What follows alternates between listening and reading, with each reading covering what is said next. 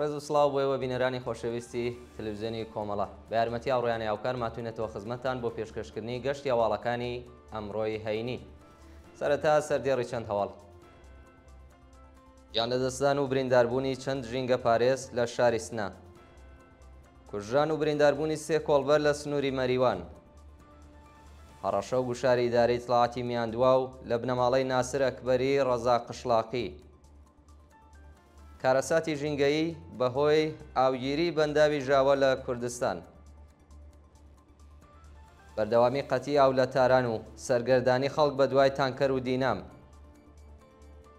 مانگرتنی بەندکراوان لە زیندانی تارانی گەورە و کۆبوونەوەی کاسبکارانی بەلوچ لە سنووری ڕیمدان.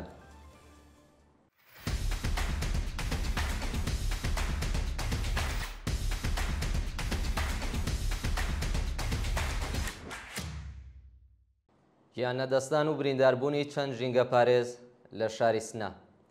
ڕۆژی پێنجشەممە دوی گەلاوێژ ئاگر لە پوش و پاوانی چیای ئاویێر کەوتەوە و چەند ئەندامی ڕێکخراوی ژینگەیی شنەی نۆژینی کوردستان بریندار بوون و یەکێک لە بریندارەکان بە ناوی حەمید مورادی بەداخەوە گیانی بەخت کردووە. بە وتەی چالاکانی مەدەنی شاری سنا، ناوەندە دەوڵەتیەکان ئیمکاناتی پێویستیان بۆ دامرکردنەوەی ئاگرەکەی ئاویێر دابین نەکردووە و ژینگە دۆستانی ئەو شارە بەدەستی بەتاڵ و پاش چەند سەعات توانیویان ئاگرەکە کۆنتڕۆڵ بکەن، بەڵام چەند چالاکی مەدەنی بەهۆی سووتان و هەناسەتەنگی بریندار و ڕەوانەی ناوەندە دەرمانیەکان کراون و بریندارێک بە ناوی حەمید مورادی بەهۆی قورسی برینەکانی گیانی بەخت کردووە. ناسناوی چوار برینداری دیکە کە دۆخی تەندروستی یەکێکیان ناجێگیرە بریتیە لە محەممەد حسێن پەناهی، ئاریاس سەلیمی، خەبات ئەمینی و چیا یوسف نژات. لە هەواڵێکی دیکەدا دارستان و مێرگی چیای شاهۆش ئاگری گرتووە و هەوڵی ژینگە دۆستان بۆ دامرکانەوەی ئاگرەکە ئاکامێکی نەبووە و داوای یارمەتی لە خەڵکی گوند و شارەکانی دەوروبەر دەکەن. کوژران و برینداربوونی سێ کۆڵبەر لە سنووری مەریوان. ڕۆژی چوارشەمەیەکی گەلاوێژ لە ئەنجامی دەستڕێژی گولەی سەرکوتگەرانی حکوومەت بۆ سەر کۆڵبەران لە سنووری مەریوان، کۆڵبەرێک گیانی بەخت کردووە و دوو کۆڵبەری دیکەش بریندار بوون. بە پێی راپۆرتی کۆڵبەر نیوز، هێزەکانی هەنگی مەرزی مەریوان کۆمەڵێک کۆڵبەریان لە سنووری تەتەی هەورامان داوەتە بەردەستڕێژی گولە و لە ئاکامی وێرشەدا کۆڵبەرێکی خەڵکی گوندی کانی تەرمەخان سەر بە ناوچەی سەرشیوی مەریوان بە ناوی ئەمین گەردی بە تەقەی ڕاستە و خۆ گیانی بەخت کردووە. هەروەها دوو کۆڵبەری دیکە بە ناوەکانی ڕەسوڵ فەتحی و دانیال ساڵحی خەڵکی ئاوایی دوو پلۆرە بە سەختی بریندار و ڕەوانەی ناوەندە دەرمانیەکان کراوە. هەڕەشەی ئیدارەی ئیتڵاعاتی میاندووا و لە بنەماڵەی ناسر ئەکبەری ڕەزا قشلاقی. بە پێی راپۆرتی کانونی مافی مرۆڤی ئێران، ئیدارەی ئیتڵاعاتی میاندووا و هەڕەشەیان لە بنەماڵەی بەندکراوێکی سیاسی خەڵکی شاهێندەش بە ناوی ناسر ئەکبەری ڕەزا قشلاقی کردووە. مانگی خاکەلێوەی ئەم ساڵ ناسر لەلایەن هێزانمیەتیەکانەوە دەست بەسەر و بەبێ محاکمەی دادپەروەرانە بە 21 مانگ زیندان محکوم کراوە. ئەو بەندکراوە سیاسیە پاش دەربڕینی ناڕەزایەتی لە سەپانی ئەو حکومە بە توندوتیژیەوە بۆ زیندانی میاندووا و گوازراوەتەوە. بە وتەی سەرچاوەکانی هەواڵ، ناوبراو لە دەستڕاگەیشتن بە پارێزەر و پەیوەندی لەگەڵ بنەماڵەکەی بێبەش کراوە و کەسوکاری نیگەرانی دۆخی تەندروستی ناوبراون. کارەساتی ژینگەیی بەهۆی ئاوگیری بەنداوی ژاوە لە کوردستان.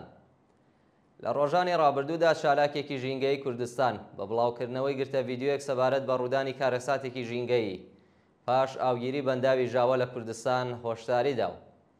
لەم ڤیدیۆیەدا چالاکانی ژینگەیی دەڵێن ڕژیم هێشتا ئاوی ڕووبارەکانی لە ئاوەڕۆی گوندەکان پاک نەکردوێتەوە و بڕیاوی ئاوگیری بەنداوی ژاوەیان دەرکردووە. لە حاڵێکدا ئاوی ئەو بەنداوە نە بە کەڵکی خواردنەوە دێت و نە بە کەڵکی کەشاوەرزی. ژینگە دۆستان هۆشیاریان داوە کە ئەگەر ڕێگە لە ئاوگیری ئەو بەنداوە نەگیرێت، کارەساتی گەورەی لێکەوێتەوە. بەردەوامی قەتعی ئاو لە تاران و سەرگەردانی خەڵک بە دوای تانکەر و دینام. شەوی پێنجشەممە دانیشتوانی شارۆچکەی ساڵحەی تاران لە ئاسبڕینی بەردەوامی ئاو خۆپێشاندانیان کردووە و هاوکات هەزاران شارەومەند لە ڕیزی وەرگرتنی تانکەر و دینامدا سەرگەردان بوون.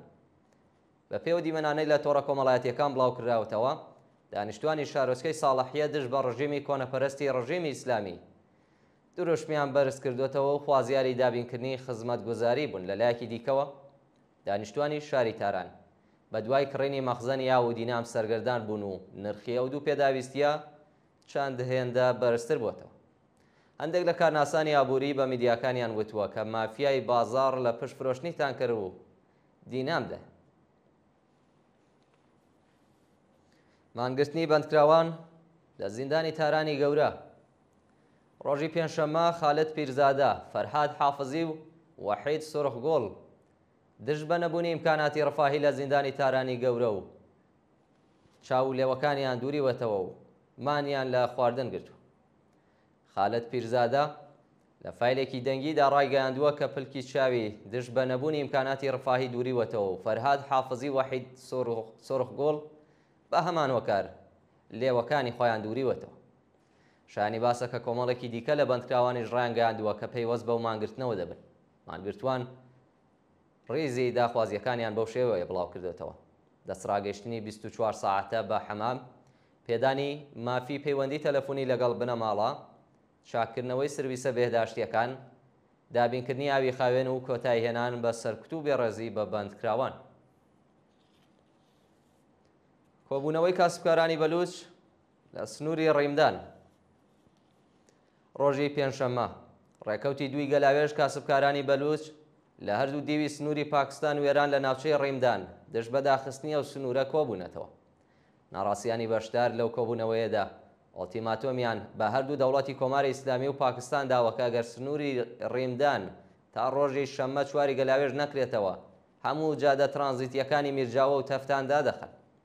خەڵکی بەلوچ هۆشداریان داوە کە مەعیشەتی خۆیان و بنەماڵەکانیان لە ڕێگەی سنوورەکانەوە دابین دەکرێت و ئەگەر مەعیشەتیان پێوێتە مەترسیەوە وەڵامی توندیان بۆ هەردوو حکوومەت دەبێت. پاڵپشتی خەڵکی تاران لە خۆپێشاندەرانی شاری سەبزەوار. ڕۆژی پێنجشەممە کۆمەڵێک لە چالاکانی بزوتنەوەی ژینا لە شاری تاران بە نووسینی دروشم و بڵاوکردنەوەی تراکت پاڵپشتی خۆیان لە خەڵکی ناڕازی سەبزەوار دووپات کردوێتەوە. شەوانی سێشەممە و چوارشەممە خەڵکی سەبزەوار دژ بە نەبوونی ئاو و کارەبا لە بەردەم فەرمانداریە و شارە خۆپێشاندانیان کرد و لەگەڵ هێزە سەرکوتگەرەکانی حکوومەت بە شەڕ هاتن. ڕۆژی ڕابردوو چالاکانی بزوتنەوەی ژن ژیان ئازادی بۆ پشتیوانی لە خەڵکی سەبزەوار چالاکیان ئەنجامدا و سەدان تراکتیان لە نێو شەقامەکانی ئەو شارە بڵاو کردەوە و دیوارەکانیان بە دروشمی دژە حکوومەت نەخشاندووە. بەشداربانی ئەو چالاکی ڕایانگەیاندووە کە ساڵانێکە خەڵکی ئێران گیرۆدەی هەژاری سەرکوتی وەحشیانە و نادات پەروەرین. بۆ بەدەستەوەگرتنی دووبارەی شەقامەکان پێویستیان بە یارمەتی هەیە وەگەر خەڵکی شارەکانی دیکەش بڕژێنە سەر شەقام. هێزەکانی سەرکوت پەرتەوازە دەبن و توانای خۆڕاگریان نامێنێت. ڕێگری حکوومەت لە بەڕێوەچوونی مەراسمی ساڵڕۆژی کۆچی دوای ئەحمەد شاملوو لە کەرەج. هێزە ئەمنیەتیەکانی کەرەج ڕۆژی پێنجشەممە ڕێگریان لە بەڕێوەبردنی مەراسمی ساڵڕۆژی کۆچی دوایی شاعری ناودار ئەحمەد شاملوو لەلایەن کانونی نووسەرانی ئێران و چالاکانی سیاسی و مەدەنی گرتووە. کاتژمێر 5 ئێوارەی ڕۆژی پێنجشەممە بڕیار بوو مەراسمی ساڵڕۆژی کۆچی دوایی ئەحمەد شاملوو لەلایەن کانونی نووسەرانی ئێران و کۆمەڵێک لە چالاکانی سیاسی و مەدەنی لە گۆڕستانی ئیمامزادەی تاهری کەرەج بەڕێوە بچێت. بەڵام هێزەکانی وەزارەتی ئیتلاعات ڕێگریان لە کۆبوونەوەی خەڵک لەسەر مەزاری ئەو شاعرە ناودارە گرتووە و بە هەڕەشەکردن ڕێو ڕەسمەکەیان تێکداوە. دەست بەسەرکردنی سێ شارۆمەند لە شارەکانی تاران، شیراز و گورگان.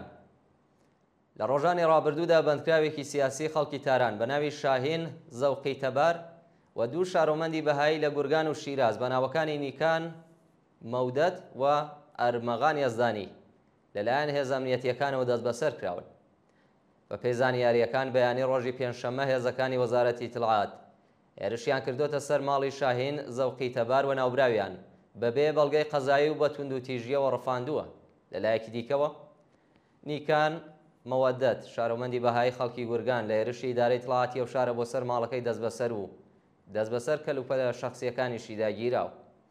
ئەوکات لە شاری شیراز شارۆمەندێکی دیکەی بەهایی بە ناوی ئەرمەغان یەزدانی پێش بەڕێوەچوونی مەراسمی ئاوسەرگیریەکەی لەلایەن ئیتلاعاتی سوپای پاسدارانەوە ڕفێنراوە و تا بێستا هیچ زانیاریەک لەسەر شارە نووسی لە بەردەستانیە. یان لە دەستدان و برینداربوونی 7 کرێکار لە 3 شاری ئێران. بەهۆی نەبوونی مەنی شوێنی کار 5 کرێکار لە شارەکانی سمنان، کوهدەشت و ئابادان گیانیان لە دەستاوە، 2 کرێکاری دیکەش بریندار بوو. بەپێی راپۆرتەکان ڕێژەی گیانبەختکردوانی تەقینەوە لە فازی هەفتای پاڵاوگەی ئابادان بۆ 3 کەس بەرز بووەتەوە. هەروەها لە کوهدەشت کرێکارێک بەهۆی بەربوونەوە لە بەرزایی بە سەختی بریندار و هێزێکی بەرگری شارستانیش بە ناوی قوربان عەلی کەریمی لە کاتی ڕزگارکردنی ئەو کرێکارە بە سەختی بریندار بوو.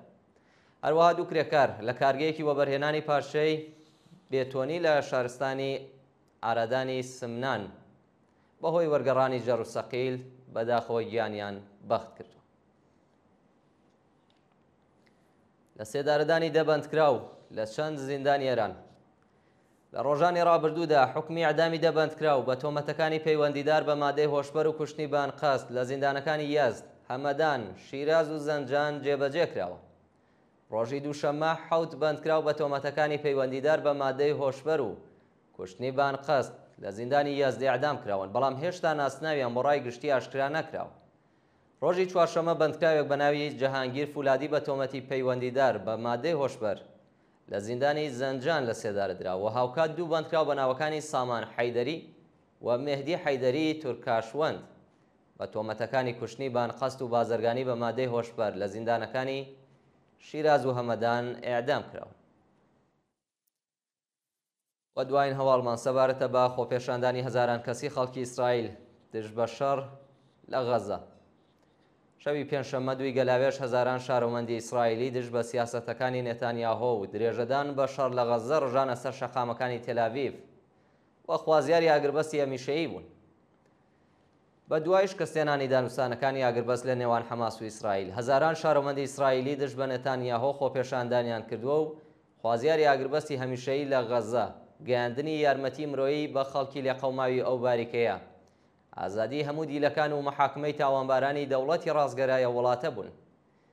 هاوکات 4 ناوەندی هەواڵنێری گەورەی جیهان وەکو BBC، ئاسۆشیتێد پرێس، فەڕەنسا و ڕۆیتێرز لە بەیانیەکی هاوبەشدا داوایان لە دەوڵەتی ئیسرائیل کردووە ڕێگەیان پێ بدات تاکو هاوکارەکانیان لە نزیکەوە ڕۆماڵی ڕووداوەکانی غەزە بکەن، هەروەها سەبارەت بە سەپاندنی برسیەتی بەسەر هەواڵنێران و خەڵکی مەدەنی لە کەرتی غەزە هۆشداریان بە ئیسرائیل داوە. بینەرانی خۆشەویست، گەشتی هەواڵەکانی ئەمڕۆتان پێشکەش کرا. کات و ساتێکی خۆش بۆ هەموو لایەن.